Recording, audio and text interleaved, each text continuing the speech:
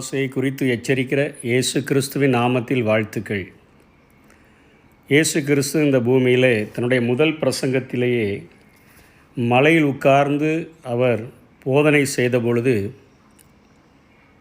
ஜனங்களுக்கு அவர் போதிக்கிறார். பூமியிலே உங்களுக்கு பொக்கிஷங்களை சேர்த்து வைக்க வேண்டாம், இங்கே பூச்சியும் துருவும் அவைகளை கெடுக்கும், இங்கே திருடரும் கன்னமிட்டு திருடுவார்கள். பரலோகத்திலே உங்களுக்கு பொக்கிஷங்களை சேர்த்து வையுங்கள், அங்கே பூச்சியாவது துருவாவது கெடுக்கிறதும் இல்லை, அங்கே திருடர் கன்னமிட்டு திருடுகிறதும் இல்லை. உங்கள் பொக்கிஷம் எங்கே இருக்கிறதோ அங்கே உங்கள் இருதயமும் இருக்கும் என்று சொல்லி இயேசு ஜனங்களுக்கு போதித்ததை பார்க்கிறோம். இன்றைக்கு இப்படிப்பட்ட பிரசங்கங்கள் செய்யப்படாத ஒரு சூழ்நிலையிலே நாம் வாழ்ந்து கொண்டிருக்கிறோம். இந்த இயேசுவுக்கு முன்பாக அவருக்கு வழியை ஆயத்த பண்ணும்படியாக வந்த யோவான் ஸ்நானகனுடைய அவனுடைய பிரசங்கத்தை நாம் கொஞ்சம் கவனித்து பார்த்தோம் என்று சொன்னால், நம்முடைய வாழ்க்கையை நாம் சீர்தூக்கி பார்த்து ஆண்டவருக்குள்ளாக நாம் அதிகமாக வளருவதற்கு அத்தனை உதவியாக இருக்கும். லூக்கா எழுதின சுவிசேஷம் 3ஆம் அதிகாரத்தில் அங்கே யோவான் ஸ்நானகன் அவன் நின்று கொண்டு பிரசங்கம் பண்ணுகிறான். மனம் திரும்புதலுக்கு ஏற்ற கனிகளை கொடுங்கள் என்று சொல்லி அங்கே பிரசங்கம் பண்ணுகிறான். அதற்கு கீழே சொல்லுகிறான், கோடரியானது மரங்களின் வேரருகே வைத்திருக்கிறது, ஆகையால் நல்ல கனி கொடாத மரமெல்லாம் வெட்டுண்டு அக்கினியிலே போடப்படும் என்று ஒரு பிரசங்கத்தை செய்கிறதை பார்க்கிறோம். இதை இவனை வித்தியாசமாக பார்த்த ஜனங்கள், ஏனென்று சொன்னால் அவனுடைய உடையிலே ஒரு வித்தியாசம் இருந்தது.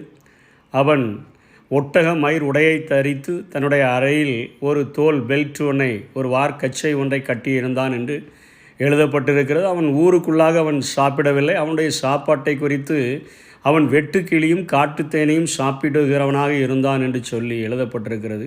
அவனுடைய பிரசங்கமும் அத்தனையாய் ஒரு வைராக்கியமுள்ள பிரசங்கமாக இருந்தபடியினாலே மனம் திரும்புங்கள், பரலோக ராஜ்யம் சமீபித்து இருக்கிறது என்று சொல்லிவிட்டு மனம் திரும்புதலுக்கு ஏற்ற கனிகளை கொடுங்கள் என்று அங்கே அவன் பிரசங்கம் பண்ணுகிறான்.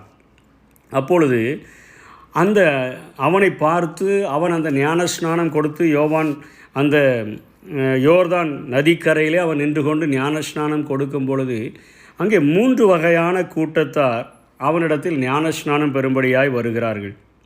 3 வகையான கூட்டத்தார் வருகிறார்கள். அப்பொழுது அவர்கள் கேட்கிறார்கள், மனம் திரும்புதலுக்கு ஏற்ற கனி என்றால் என்ன? கோடரியானது மரங்களின் வேரருகே வைக்கப்பட்டிருக்கிறது என்றெல்லாம் நீர் சொல்லுகிறீரே, மனம் திரும்புதலுக்கு ஏற்ற கனி என்றால் நாங்கள் எப்படி கொடுக்க வேண்டும் என்று அவர்கள் அங்கே கேட்கும் பொழுது அவர்களுக்கு அவன் பிரதித்துரமாக ஜனங்களை நோக்கி அவன் சொல்லுகிறான். அவர்கள் கேட்கிறார்கள், நாங்கள் என்ன செய்ய வேண்டும்?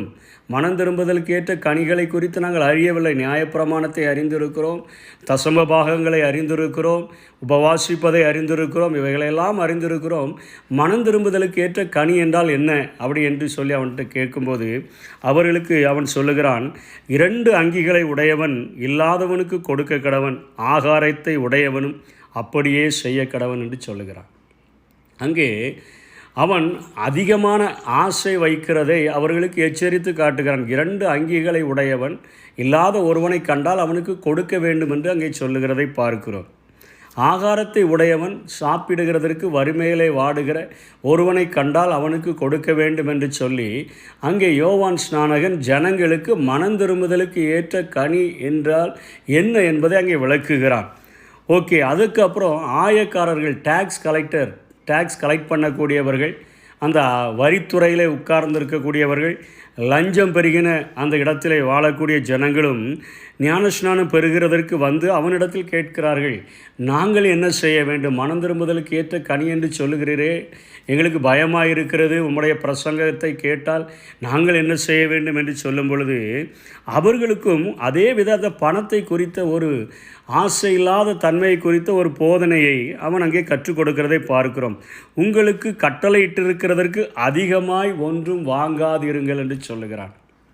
அங்கேயும் பொருளாசையை குறித்து அவன் அங்கே போதிக்கிறதை பார்க்கிறோம். ஆயக்காரர்களை பார்த்தோம், உங்களுக்கு என்ன கட்டளையிட்டு இருக்கிறதோ அதை மாத்திரம் வாங்குங்கள், லஞ்சம் வாங்காதிருங்கள் என்கிறதை அங்கே ஆணித்தரமாக போதிக்கிறபடினால் அவர்களும் அதை ஏற்றுக்கொண்டு அவனிடத்தில் ஞானஸ்நானம் பெற்றுக்கொண்டார்கள். ஏனென்று சொன்னால் அவன் வேறருகே கோடரியானது வைக்கப்பட்டிருக்கிறது என்று சொன்னபடியினாலே அவர்களும் அங்கே ஞானஸ்நானம் பெற்றுக்கொண்டார்கள். மூன்றாவது ஒரு கூட்டத்தார் வருகிறார்கள், போர் சேவகர்கள். அந்த நாட்களிலே ஏரோதினுடைய தலைமையிலே ஆட்சி நடைபெற்றபடினால அந்த யூத ஜனங்களை அவர்களுக்கு போர் சேவகர்கள் அவர்களுக்கு காவலாளிகளாக கொடுக்கப்பட்டிருந்தார்கள். இன்றைக்கு நமக்கு கொடுக்கப்பட்டிருக்கிற போலீஸ்காரர்களைப் போல அன்றைக்கு அவர்களுக்கு போர் சேவகர்கள் கொடுக்கப்பட்டிருந்தார்கள். அவர்களும் ஞானஸ்நானம் பெறும்படியாக யோவானிடத்தில் வந்தபொழுது அவர்களும் கேட்கிறார்கள், நாங்கள் என்ன செய்ய வேண்டும்? What shall we to? 3 பேருமே ஒரே கேள்வியை கேட்கிறார்கள், நாங்கள் என்ன செய்ய வேண்டும் என்கிற கேள்வியை கேட்கும் பொழுது, நீங்கள் ஒருவனுக்கும் இடுக்கண் செய்யாமலும், தேவையில்லாமல் ஒருத்தனை பிடிச்சி மறைச்சி வச்சுட்டு எங்கே போகிற என்ன செய்கிறான்னு சொல்லி தேவையில்லாத கேள்விகளை கேட்டு பொய்யாய் குற்றம் சாட்டாமல், இது இருந்துச்சுன்னா லைசன்ஸ் இருந்துச்சுன்னா அது இல்லை இது இல்லைன்னு சொல்லி எதையோ ஒன்றை சொல்லி, இல்லை ரொம்ப ஸ்பீடில் ஓவர் ஸ்பீடில் வந்தேன்னு சொல்லியோ இன்றைக்கு நடப்பது போல் இப்படிப்பட்ட காரியங்களை செய்யாதபடிக்கு உங்கள் சம்பளமே போதுமென்று இருங்கள் என்று சொல்லுகிறார். உங்கள் சம்பளமே போதுமென்று இருங்கள் என்று சொல்லி 3 பேருக்கும், வந்த ஜனங்களானாலும் சரி, வந்த ஆயக்காரர்களானாலும் சரி, வந்த போர்ச்சியவர்கள் போலீஸ்காரர்களாக இருந்தாலும் சரி, 3 பேருக்கும் அவன் சொல்லி கொடுக்கிற காரியம் பொருள் ஆசையை குறித்து அவன் எச்சரிக்கையாய் இருங்கள் என்பதை போதிக்கிறதை பார்க்கிறோம். இதை தான் அவர் சொல்லுகிறார், மனம் திரும்புதலுக்கு ஏற்ற கனி என்று சொல்லுகிறார். இதை பவுலினிடத்தில் கேட்டால் அவர் என்ன சொல்லுகிறார்? பவுல் 1 தீமோத்தேயு 6ஆம் அதிகாரம் 10ஆம் வசனத்தில் சொல்லுகிறார், பண ஆசை எல்லா தீமைக்கும் வேறாய் இருக்கிறது. அப்போது இன்றைக்கு நம் வேதத்திலிருந்து கற்றுக்கொள்ளவே கூடிய ஒரு காரியம், நாம் செய்கிற பாவங்கள், நாம் செய்கிற மற்ற பாவங்கள் எல்லாம், இன்றைக்கு போதிக்கப்படுகிற மற்ற பாவங்கள் எல்லாம் ஒரு மரத்தினுடைய கிளைகளாகத்தான் காணப்படுகிறதை ஒழிய அவைகள் வேறாக காணப்படவில்லை. நாம் எப்பொழுதுமே நம்முடைய கிளைகளை தான் நறுக்குகிறோம். டிவி பார்க்காத, அங்கே போகாத, சினிமாவுக்கு போகாத, அதை செய்யாத, பொய் சொல்லாத, களவு செய்யாத, திருடாத, இவைகளெல்லாம் நாம் விட்டொழிய வேண்டிய காரியங்கள் தான். இவைகள் ஒரு மரத்தினுடைய கிளைகளாகத்தான் காணப்படுகிறதே ஒழிய இவை வேறல்ல. வேரை குறித்து இங்கே யோவான் ஸ்நானகன் சொல்லுகிறார், கோடரியானது மரத்தின் வேர் அருகே வைக்கப்பட வேண்டும், அந்த வேரே வெட்டப்பட வேண்டும். பண ஆசை எல்லா தீமைக்கும் வேர் என்று இங்கே பவுலப்போஸ்தலன் சொல்லுகிறான். அப்போ நம்முடைய வாழ்க்கையில் ஆண்டவருக்கு பரிசுத்தமாய் வாழ வேண்டும் என்று சொன்னால் நம்முடைய தேவைகளுக்காக நாம் ஆண்டவரிடத்தில் ஜெபிக்கலாம், நம்முடைய தேவைகளுக்காக ஆண்டவரிடத்தில் மன்றாடலாமே ஒழிய நாம் ஆசை வைப்பதையெல்லாம் அவர் தர வேண்டும் என்று சொல்லும் பொழுது ஆண்டவரால் நாம் ஆசை வைப்பதை எல்லாவற்றையும் அவரால் தர முடியாது. நம்முடைய தேவைகளை அவர் சந்திக்க முடியும், நம்முடைய தேவைகளை அவர் பூர்த்தி செய்ய முடியும், நம்மை ஆசீர்வதிக்க முடியும், நம்முடைய காரியங்களை கடனில்லாத ஒரு வாழ்க்கை, பிரச்சனை இல்லாத ஒரு வாழ்க்கையை அவர் நமக்கு தர முடியும். ஆனால் நாம் பேராசைப்பட்டு அது வேண்டும் இது வேண்டும் என்று சொல்லி கேட்கும் பொழுது அதை ஆண்டவரால் திருப்தி செய்ய முடியாது. ஒருவன் பேராசை உடையவனாய் இருந்தான் என்று சொன்னால் உலகமே அவனுடைய ஆசையை அவனுக்கு பூர்த்தி செய்ய முடியாது. ஆகவே வேதம் சொல்லுகிற இந்த சத்தியங்களை கேட்டு இயேசு சொல்லுகிறார், நம்ம சாக போகும்பொழுது, செத்த பிறகு நம்முடைய கைகளில் ஒன்றையும் நாம் கொண்டு போக முடியாது, நம்மிடத்தில் போடப்பட்டிருக்கிற எல்லாமே கலட்டிவிடப்பட்டுவிடும்.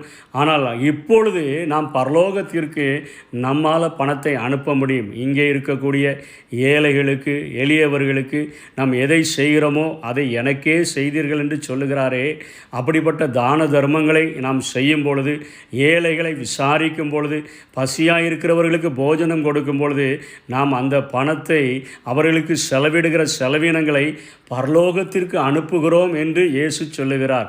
பூமியிலே உங்களுக்கு பொக்கிஷங்களை சேர்த்து வைக்க வேண்டாம், இங்கே திருடர்கள் கண்ணமிட்டு திருடுவார்கள், இங்கே பூச்சியும் துருவும் அது கெடுத்து போட்டுவிடும், உங்களுடைய பொக்கிஷங்களை பரலோகத்தில் சேர்த்து வைங்கள். அப்படின்னா இங்கேருந்து போய் பரலோகத்தில் கொண்டு போய் வைப்பதல்ல.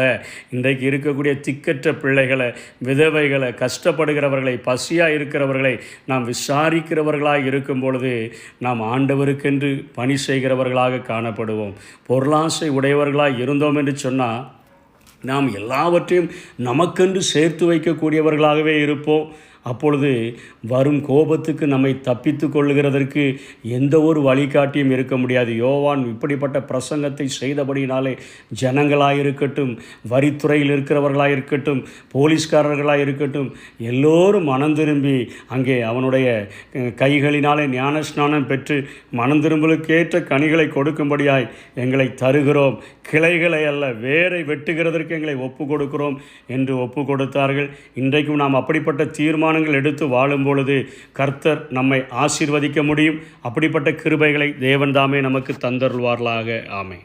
பொருட்கள் மேல கண்ணு போச்சுனா போச்சையாவோ அபிஷேகம், ஆட்கள் மேல கண்ணு போச்சுனா அம்போதா ஓ அபிஷேகம். பொருட்கள் மேல கண்ணு போச்சுனா போச்சம்மாவோ அபிஷேகம், ஆட மேல கண்ணு போச்சுனா அம்போதா ஓ அபிஷேகம். காத்துக்கொள் காத்துக்கொள், பெற்றுக்கொண்ட அபிஷேகத்தை காத்துக்கொள், நீ காத்துக்கொள் காத்துக்கொள், பெற்றுக்கொண்ட அபிஷேகத்தை காத்துக்கொள்.